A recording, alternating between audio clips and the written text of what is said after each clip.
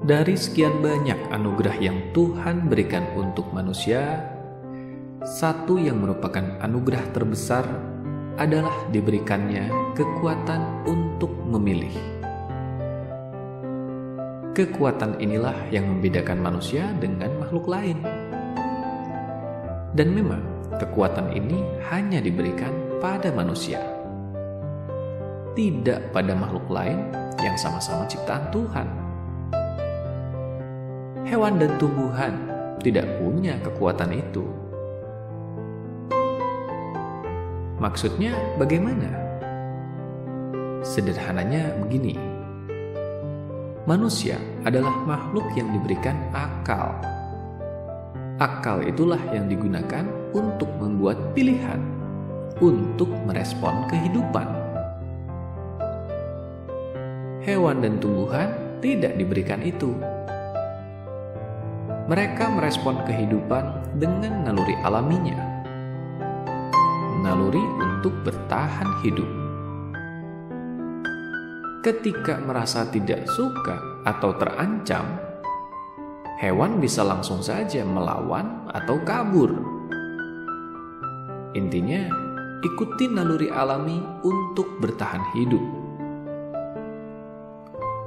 Tapi tidak dengan manusia. Kita diberikan kesadaran untuk mencermati situasi, untuk membuat pilihan atas situasi itu. Contohnya saja, kita mengalami hal yang tidak menyenangkan. Terjebak macet misalnya. Ada orang-orang yang marah-marah. Ada juga yang biasa saja dan memilih menikmati situasi. Kok bisa? Ya, karena ada kekuatan untuk memilih tadi. Orang yang marah-marah, ya karena itulah pilihan mereka. Orang yang menikmati situasi, ya karena itulah pilihan mereka. Ada pilihan yang berbeda, meski situasi yang dialami sama. Itu yang menjadikan munculnya perbedaan pada respon. Beda respon, maka beda juga hasil akhirnya. Apa-apa yang tidak menyenangkan itu adalah ancaman bagi naluri alami makhluk hidup. Hewan yang sedang merasa terancam akan refleks melawan, karena itu naluri alaminya. Mereka tidak diberikan kekuatan untuk memilih. Pilihan mereka ya didasari naluri alami mereka tadi. Didasari naluri alami mereka untuk bertahan hidup. Semakin tidak menyenangkan situasinya, semakin liar respon alami mereka. Tapi manusia tidak begitu. Ketika menghadapi situasi tidak menyenangkan, kita masih bisa memilih. Situasi itu akan kita respon seperti apa? Seperti macet tadi. Ada yang memilih untuk marah-marah. Ada yang memilih untuk biasa saja menikmati situasi. Beda pilihan, beda respon, beda hasil akhir.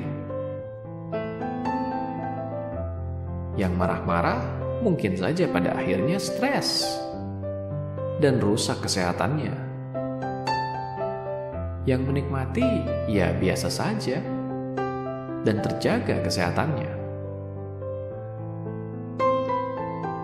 Kekuatan untuk memilih. Itulah anugerah terbesar dari Tuhan untuk kita.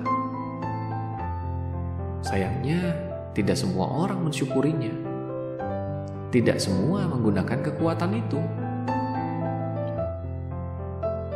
Banyak orang memilih jadi korban situasi di luar diri.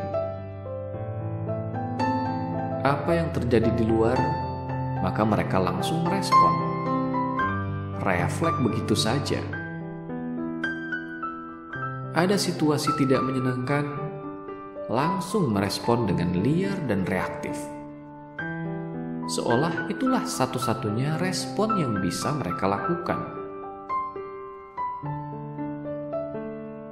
Padahal, kalau mereka mau fokus pada kesadaran untuk memilih tepatnya, seberapa tidak menyenangkan pun situasi di luar diri, akan selalu ada ruang jeda dalam diri.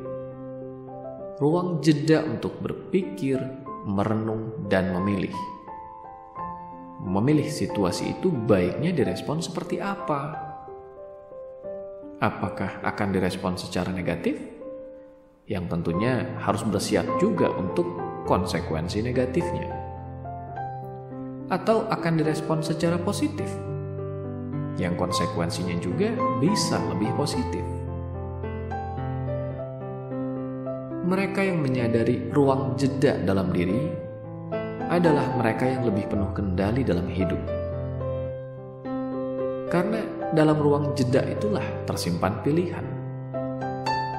Mereka jadi lebih bisa memilih bagaimana merespon situasi. Apapun bisa terjadi di luar diri kita. Tapi jangan sampai itu mempengaruhi kita begitu saja. Kita bukanlah situasi. Kita adalah kesadaran kita sendiri. Kita adalah hasil dari pilihan kita sendiri. Ketika ada situasi tidak menyenangkan terjadi, berhenti sesaat. Jangan merespon apapun. Itulah ruang jeda. Ketika jeda itu, sadarlah pada pilihan. Bahwa kita punya kekuatan untuk memilih. Situasi itu akan kita respon seperti apa? Ingin hidup lebih penuh kendali? Sadari ruang jeda itu. Sadari kekuatan untuk memilih. Pergunakan kekuatan itu dengan bijak.